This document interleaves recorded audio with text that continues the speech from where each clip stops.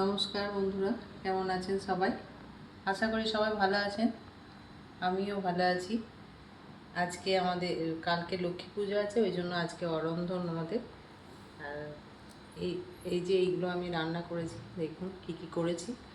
এটা হচ্ছে কুমড়ো ভাজা, এটা ঝিঙে ভাজা, এটা ঢ্যাঁড়স ভাজা, এটা ওল ভাজা, আর এটা চিচিঙে ভাজা, অনেকে কোপাও বলে এটাকে।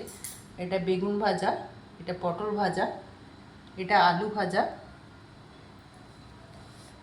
এটা হচ্ছে নারকোল ভাজা, আর এটা উচ্ছে ভাজা, আর এটা টকের ডাল চালটা দিয়ে।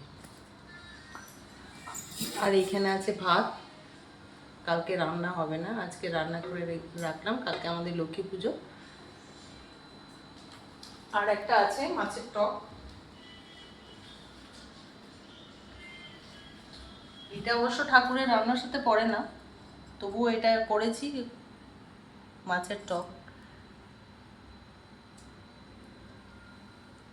কেমন লাগলো আপনাদের জানাবেন কমেন্টে।